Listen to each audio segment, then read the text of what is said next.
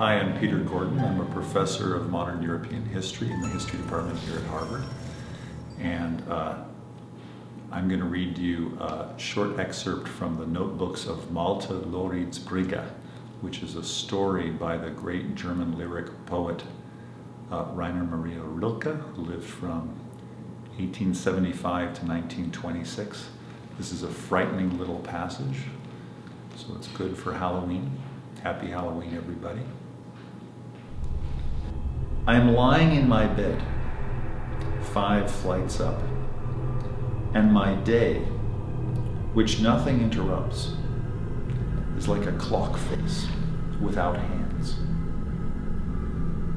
As something that has been lost for a long time reappears one morning in its old place, safe and sound, almost newer than when it vanished, just as if someone had been taking care of it, so here and there on my blanket, lost feelings out of my childhood lie in our light canoe. All the lost fears are here. The fear that a small woolen thread sticking out of the hem of my blanket may be hard and sharp as a needle. The fear that this little button on my nightshirt may be bigger than my head, bigger and heavier. The fear that the breadcrumb which just dropped off my bed may turn into glass and shatter when it hits the floor, and the sickening worry that when it does, everything will be broken forever. The fear that the ragged edge of a letter which was torn open may be something forbidden which no one ought to see, something indescribably precious, for which no place in the room is safe enough. The fear that if I fell asleep, I might swallow the piece of coal lying in front of the stove. The fear that some number may begin to grow in my brain until there is no more room for it inside me. The fear that I may be lying on granite, on gray granite. The fear that I might start screaming and people will come running to my door and finally force it open. The fear that I might betray myself and tell everything I dread.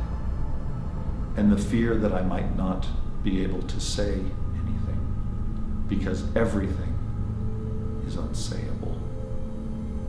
And the other fears, the fears. Happy Halloween. I'm Catherine McKenna. I'm chair of the Department of Celtic Languages and Literatures, and I'm going to tell a story that comes from early medieval Ireland and that talks about the original Halloween.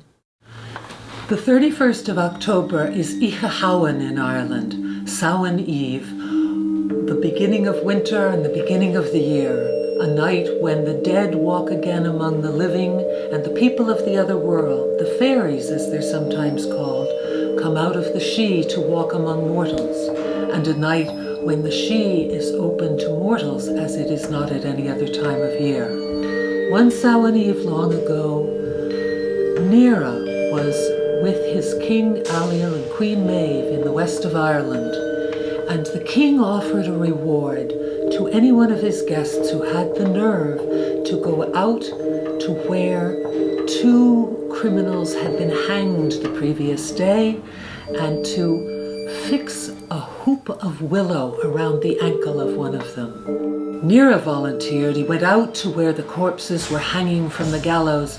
He made a willow hoop and he tried to fix it around the ankle of the corpse, but the peg kept springing out of the hoop, until the corpse spoke to him from the gallows and said, "You're never going to make that hoop stay unless you make the peg from that plant over there."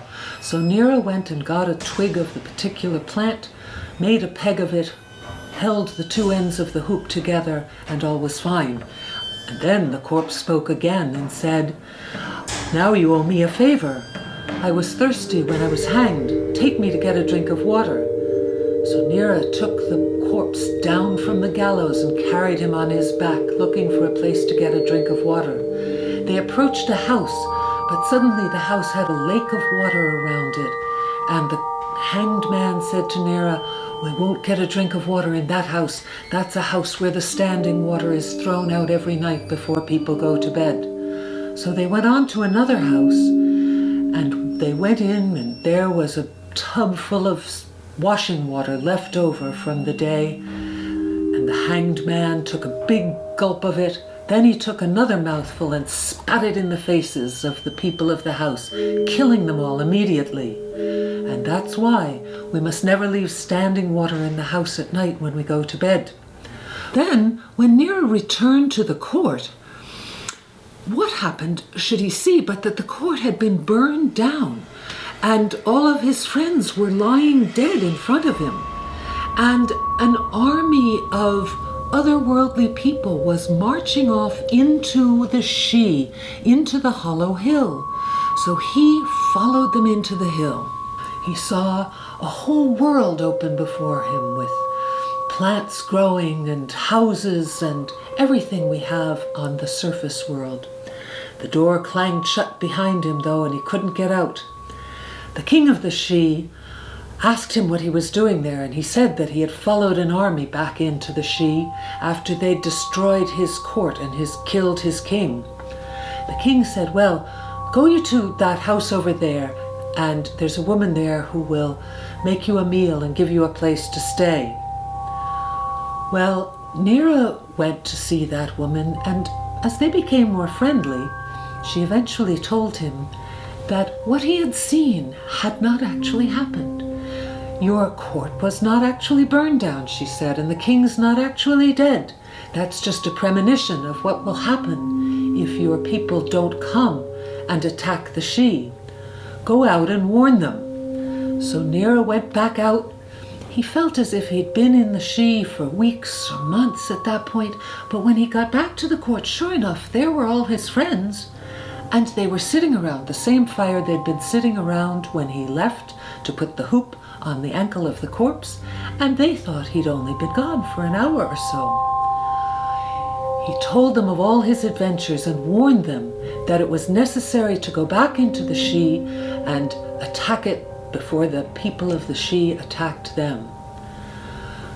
So the following Samhain, Nera went back into the Sidhe to rescue the woman who had become his friend, and indeed the mother of a child who had been born during the time he was away, and brought them out again.